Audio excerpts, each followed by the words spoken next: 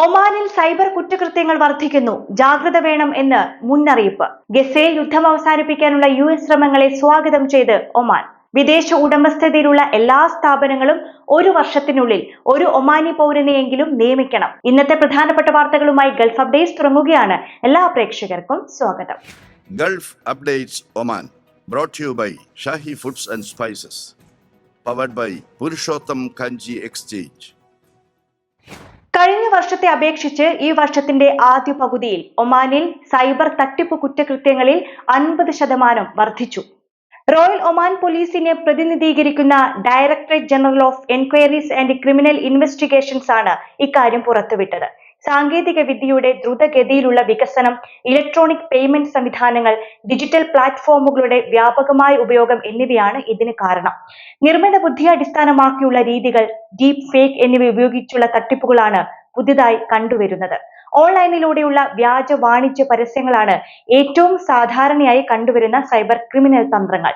Online പരസ്യങ്ങൾക്കെതിരെ ജാഗ്രത പാലിക്കണമെന്നും വിശ്വാസയോഗ്യമല്ലാത്ത ഏതെങ്കിലും കക്ഷിയുമായി ബാങ്കിംഗ് അല്ലെങ്കിൽ വ്യക്തിഗത ഡാറ്റ പങ്കിടുന്നത് ഒഴിവാക്കണമെന്നും അധികൃതർ മുന്നറിയിപ്പ് നൽകി.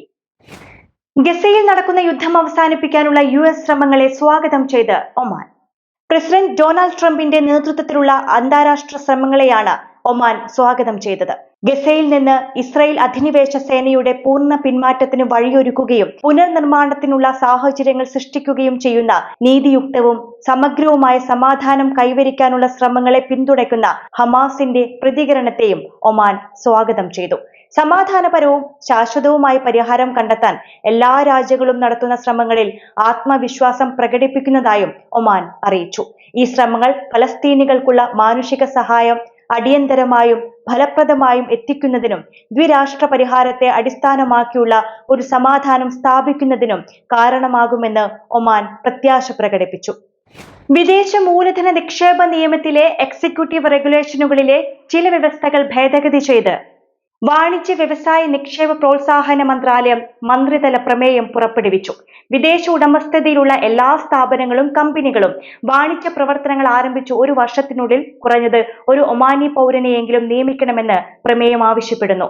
ഒമാനി ജീവനക്കാരൻ സോഷ്യൽ പ്രൊട്ടക്ഷൻ ഫണ്ടിൽ രജിസ്റ്റർ ചെയ്തിരിക്കണമെന്നും ബന്ധപ്പെട്ട അധികാരികൾ വ്യക്തമാക്കിയ ഒമാനൈസേഷൻ ലക്ഷ്യങ്ങൾ കമ്പനി പാലിക്കണമെന്നും പ്രമേയം വ്യവസ്ഥ ചെയ്യുന്നു.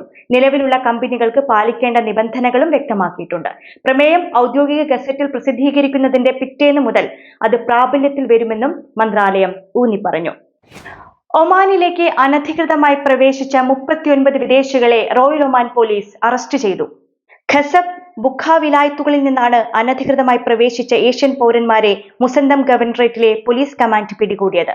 ഇവർക്കെതിരായി നിയമ നടപടികൾ പൂർത്തിയായി വരികയാണെന്ന് റോയൽ ഒമാൻ പോലീസ് അറിയിച്ചു. ഇതോടുകൂടി ഇന്നത്തെ ഗൾഫ് അപ്ഡേറ്റ്സ് പൂർണ്ണമാവുകയാണ്. നമസ്കാരം. ഗൾഫ് അപ്ഡേറ്റ്സ് നിങ്ങളുടെ വാട്സാപ്പിൽ ലഭിക്കുന്നതിന് നിങ്ങളുടെ പേരും സ്ഥലവും 96201150 എന്ന നമ്പറിലേക്ക് വാട്സാപ്പ് മെസ്സേജ് അയക്കൂ. Gulf updates Oman brought to you by Shahi foods and spices, powered by Purushottam Kanji exchange.